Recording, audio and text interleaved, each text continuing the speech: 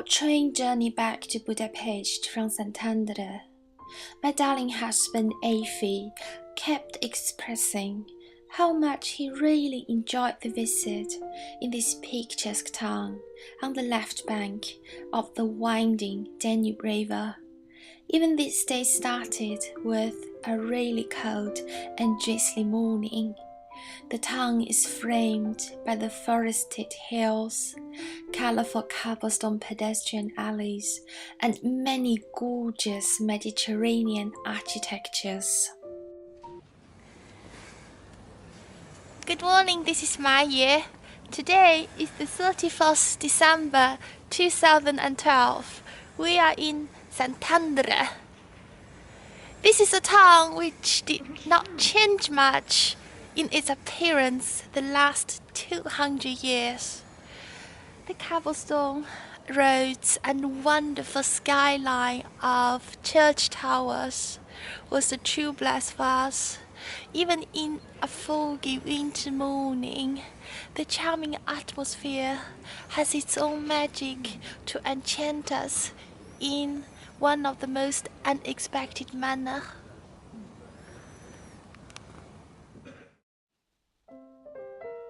The word Szentendre means Szentendre in Hungarian. The soil has been populated by the Illyrians, the Celt tribes, the Romans, before Magyar arrived from the Central Asia via Caucasus and Bulgaria. Thanks to its strategic position, this town soon became a wealthy community. The first Serb and Dalmatian immigrants came in the 13th century during the first Turkish invasion. The second Balkan refugees arrived in the 16th century. The skillful Balkans constructed a big part of the enjoyable Mediterranean cityscape.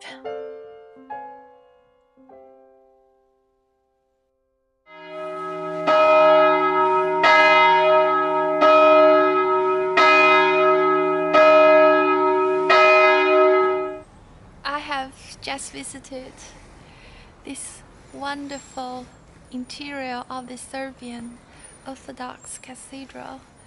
Unfortunately, I can't photograph anything. The paintings of different biblical icons has mesmerized my mind. Jesus and his sad eyes took my attention from all other well-painted motifs. All the apostles have their own facial expressions. As the Turks withdrew from Hungary and the rest of Balkans in the 18th century, thanks to a strong European military collaboration, Szentendre was again a flourishing city.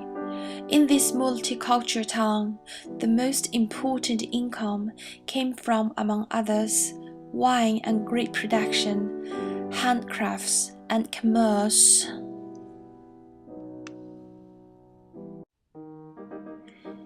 During our visit, we had a lunch in a local Serbian restaurant, where the family had a small party with live Balkan accordion music and schnapp testing activities. The atmosphere was very enjoyable and warm. People who attended the party were very cheerful.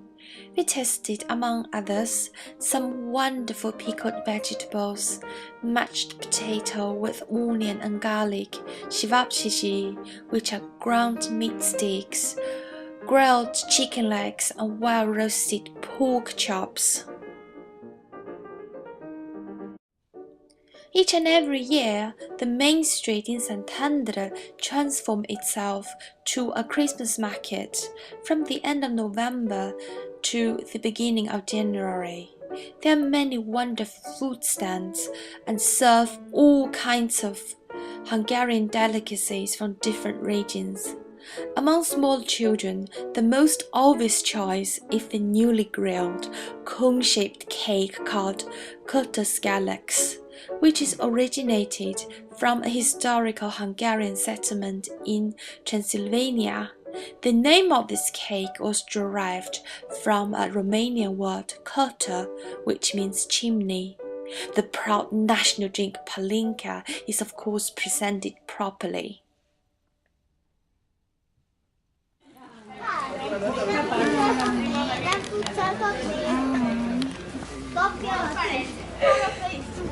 Eating newly fried langos with cheese, yogurt and garlic under the sunshine is such a nice experience. In one of the souvenir stores, my beloved husband Afi bought a nicely embroidered long-sleeves blouse for me.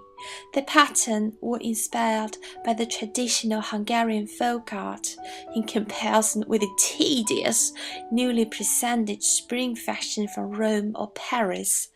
The blouse looks like a perfect gift to me from above. The owner of the store is a proud lady in her best years.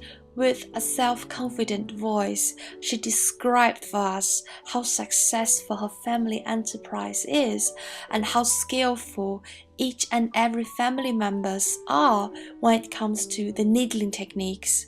She just had to emphasize at the end that the purchase is really a win-win situation. Her price is much lower than the Budapest price, and I look nice in my blouse. So many famous composers have written beautiful music to celebrate the charm of Danube River.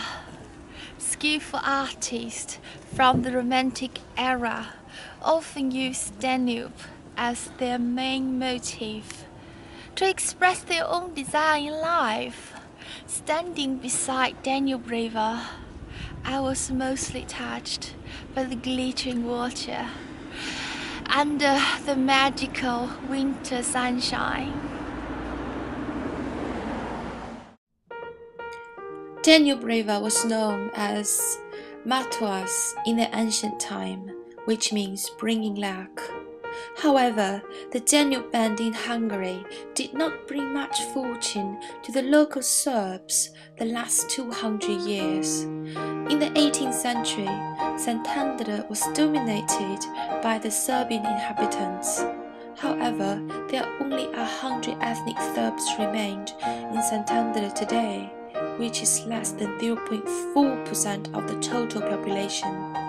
Nevertheless, the Serbian cultural heritage in Hungary still attracts many curious travelers from all over the world.